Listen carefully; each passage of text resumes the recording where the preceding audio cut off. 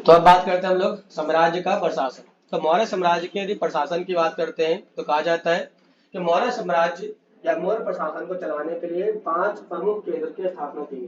तो मौर्य साम्राज्य को चलाने के लिए जो 5 प्रमुख केंद्र थे वो थे पाटलिपुत्र था, तक्षशिला था, तोसली था, उज्जैनी था और स्वर्णगिरी था। तो इन पांचों को स्थापित किया गया। कौन कौन से हैं? पाटलिपुत्र, तक्षशिला, तोसली, उज्जैनी और स्वर्णगिरी।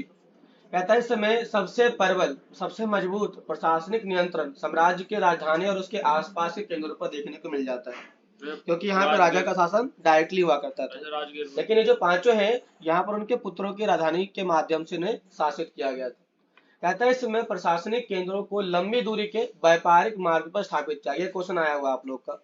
इस समय ज्यादातर जो बड़े बड़े प्रशासनिक केंद्र की स्थापना की गई कहाँ पे किया गया था? तो व्यापारिक मार्ग पे, लंबी दूरी के व्यापारिक मार्ग पे इनकी स्थापना किया गया था। ये क्वेश्चन आपके एग्जाम में आया हुआ है, वन वर्ड क्वेश्चन में आया हुआ तुम्हारा।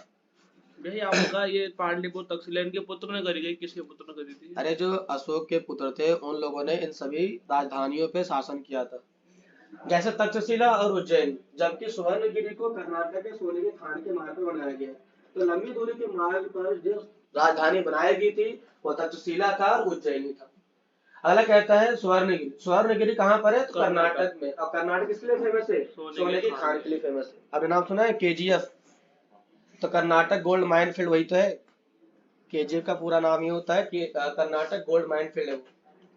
कहता है कि साम्राज्य के संचालन के लिए स्थल और नदियों के मार्ग का उपयोग आवागमन के लिए किया गया। तो यहाँ पे जो हमारे पास नदियां थी, इसमें नदियों को बनाने का मतलब ये भी था आसपास, ताकि नदियों से व्यापार भी कर सकते हैं और लेन देन भी आसानी से कर सकते हैं और हमारे पास ट्रांसपोर्ट के लिए आसानी से हो जाएगा। राजधानी और प्रांतों के बीच सामान और यात्रियों को यातायात मतलब ट्रांसपोर्ट, एक्सपोर्ट, इम्पोर्ट के लिए, समस्याओं के समाधान के लिए, सुरक्षा के जरूरत को पूरा ध्यान रखने के लिए सेना को स्थापित किया गया। तो सेना को इसलिए बनाया गया ताकि हम सिक्योरिटी को अच्छी तरीके से फुल प्रूफ कर सके। मेगास्ट्रीज ने सेना के संचालन के लिए एक समिति और 6 उप समिति के बारे में बताया है।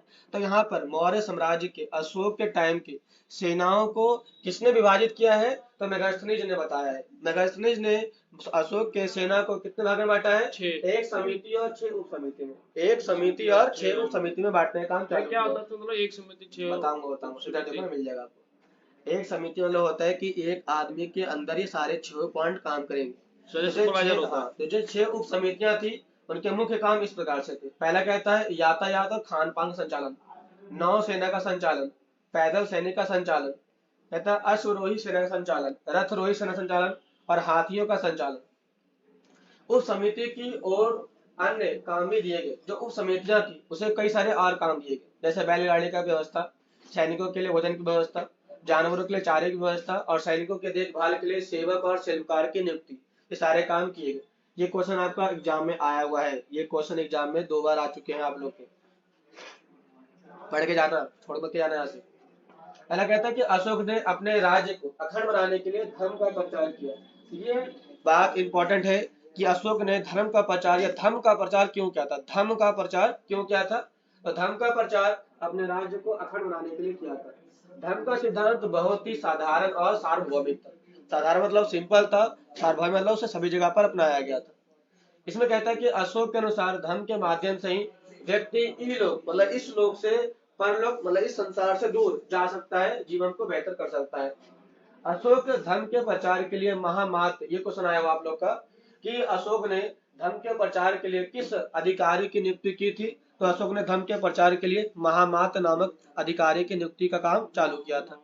ये एग्जाम में आपका आ सकता है। लिखा नहीं है तुम्हारे में? महाभारत महामात्र, महाभारत, अच्छी बात है, ये काम करिए तो। अगला कहता है मौर्य साम्राज्य कितना महत्वपूर्ण है? कहता है मौर्य साम्राज्य को एक महत्वपूर्ण काल माना जाता है जिसकी पहचान के लिए प्रस्तर मूर्तियां शासक द्वारा बनाए गए अभिलेखों का उपयोग करते हैं। इतिहासकार के अनुसार मौर्य साम्राज्य 6वीं शताब्दी के समय का सबसे शक्तिशाली शासकों में से एक था। भारत के राष्ट्रवादी नेताओं ने मौर्य साम्राज्य की नीति संगत उपाय से प्रेरणा प्राप्त की और सेकंड सेंचुरी आते आते मौर्य साम्राज्य के क्षेत्र में अधिकतर रजवाड़ों को स्थापित किया गया। प्रशासन के लिए विभिन्न राजधानियों की स्थापना भी इस समय किया गया। तो हम बात करते हैं राजधर्म के नवीन सिद्धांत। तो राजधर्म के नवीन सिद्धांत क्या क्या है, इस टॉपिक को हम ऐड करते हैं।